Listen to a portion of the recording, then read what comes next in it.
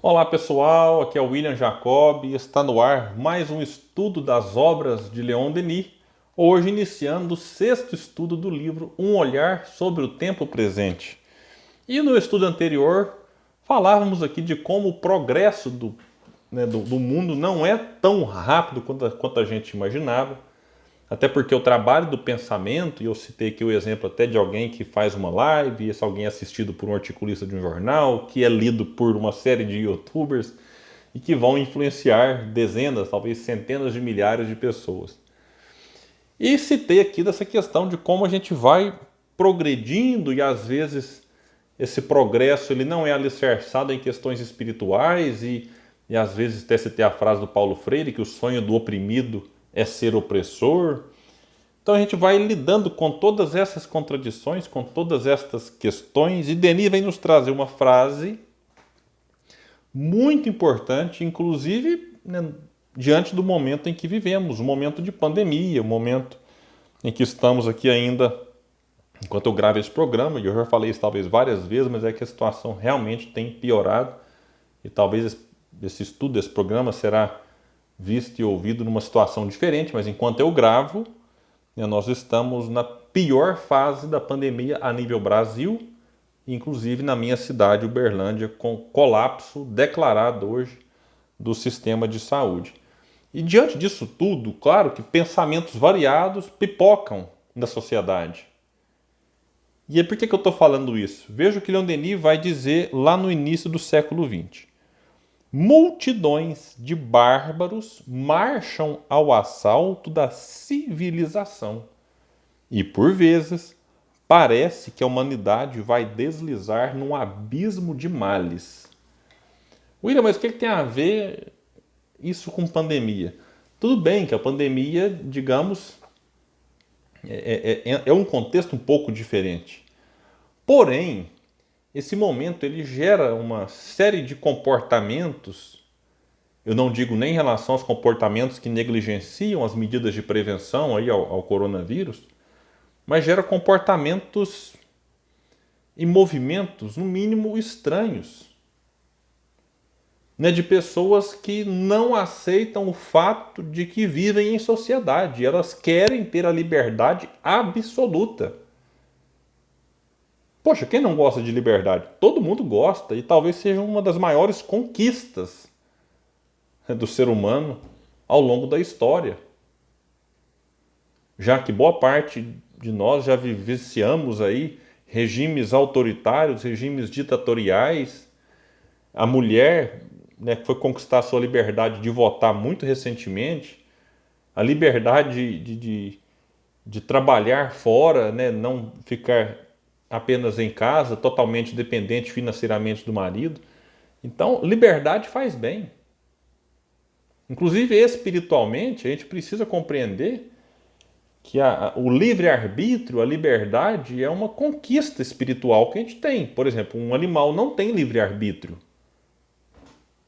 O ser humano tem, ele decide o que fazer, ele escolhe, ele tem opções. Só que a liberdade não é absoluta, e Kardec vai trabalhar isso no Livro dos Espíritos. Porque se a minha liberdade coloca a vida do outro em risco, eu não sou também tão livre assim. Ah, William, mas a frase de Paulo, tudo posso, mas nem tudo me é lícito. Sim, tudo tem consequência. Então, quando a gente vive em sociedade, a gente tem que perceber que talvez a nossa liberdade pode, inclusive, matar o outro. Por exemplo, quando eu quero ter a liberdade de colocar 200 km por hora na rodovia. Falar, mas eu sou livre.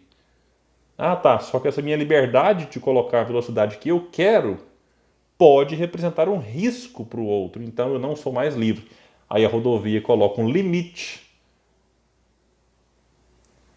Só que hoje, durante a pandemia, a gente percebe pessoas que não conseguem conviver com limites e não tem nada a ver com restringir liberdade, como nós tivemos em regimes autoritários, em que nem manifestar uma opinião que não causaria prejuízo para a sociedade, se podia. Deveria passar uma música, um artigo por um censor.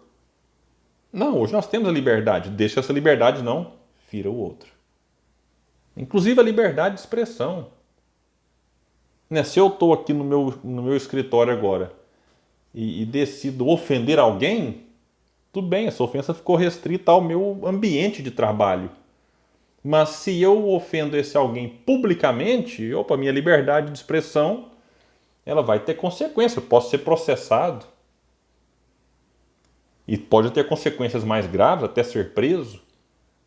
Só que tudo isso eu estou falando gera comportamentos nas pessoas que chocam a sociedade esclarecida e lúcida. E por vezes a gente chega a pensar, fala, puxa vida, como vai dizer Leon Denis, será que a humanidade vai deslizar num abismo de males? Porque às vezes esses tresloucados, com pensamentos retrógrados, em que dá uma sensação de que estamos na Idade Média, porém com internet, às vezes esses indivíduos, eles são pessoas influentes na sociedade, com milhões de seguidores nas redes sociais. Indivíduos poderosos. Então a gente fica se perguntando, poxa, será que estamos ou não estamos progredindo?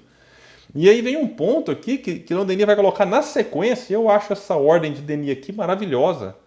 Ele vai dizer assim, no entanto, por outro lado, assistimos ao surgimento de toda uma elite de pesquisadores e pensadores que reúnem ao seu redor uma juventude ávida de conhecimento e ação. Isso aqui é fantástico, porque a gente às vezes fica preso muito nesses retrógrados, nos reacionários, nesses que não querem o progresso, eles querem ficar lá na Idade Média. Só que em contrapartida, e talvez numa proporção muito maior, é que a gente às vezes não percebe isso, há uma elite de pensadores que vem dominando o debate também. Eu poderia citar aqui, por exemplo, já que falamos de pandemia, um grande pesquisador, também coloca elite de pesquisadores, e aqui vai coincidir que ele é também um jovem, mas ele consegue reunir em torno de si jovens, que é o Átila Yamarino. Não me recordo agora se ele é epidemiologista ou infectologista, mas é um especialista. Ou é um virologista. Eu vou até pesquisar aqui enquanto eu falo. Então, assim, é um pesquisador de elite que vem tendo um comportamento extremamente importante na própria pandemia e que vem sendo rodeado também de jovens. Eu tenho um filho de 16 anos, quase 17, e que adora o Átila. O segue nas redes sociais, as suas reflexões. Na área da ciência, é uma referência. Acabei de pesquisar, Átila Yamarino é um biólogo e pesquisador brasileiro, formado em microbiologia e doutor em virologia. É notório por seu trabalho de divulgação científica no canal do YouTube denominado Nerdologia, que enquanto eu gravo isso aqui, segundo informação, possui mais de 2 milhões de inscritos. Acredito que deve estar bem mais do que isso. Então, é só para mostrar, cito o caso dele, por conta da pandemia que a gente vive. Como que a juventude, ele tem 37 anos, 2 anos mais velho que eu. Então, como que a juventude vem assumindo o seu espaço e vem colaborando. Poderia citar diversos outros. Citar só mais um economista que eu gosto muito. Não é tão jovem quanto o Átila, mas tem dado uma contribuição valiosa. E o que eu gosto dela é que é uma economista, mas que não fica presa ali à questão dos números frios que muitas vezes marcam os economistas. É alguém com uma sensibilidade interessantíssima, que é a Mônica de Boile.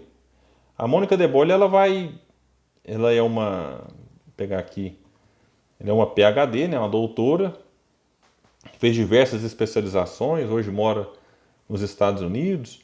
É alguém que escreveu livros, tem um canal no YouTube e que faz parte daquilo que eu considero da elite de pensadores, de pesquisadores, inclusive. E que vem, inclusive, ela é uma grande lutadora por conta aí do auxílio emergencial, do renda básica, que tem como finalidade beneficiar populações carentes, necessitadas, né, que necessitam de um auxílio do governo, não importa que lado, que partido, nada disso. É uma questão de sensibilidade pessoal, inclusive de propor saídas econômicas para a questão que auxiliar os mais pobres, os mais necessitados implica. Então é a juventude. Eu não consegui aqui descobrir a idade da Mônica, não é tão jovem quanto o Átila, mas ainda assim bastante jovem, tem muito a contribuir. E ouviremos falar bastante dessa grande economista. Então, vai dizer aqui que ao passo que Alures só se pensa em destruir, anima essa juventude uma firme vontade de construir e de criar, e para tanto está buscando os elementos que lhe servirão para edificar um mundo novo. Isso aqui eu acho bonito, porque eu citei aqui um biólogo com doutorado em virologia, citei uma economista, porque a gente às vezes no Espiritismo pensa que o mundo novo se dará através apenas da religião.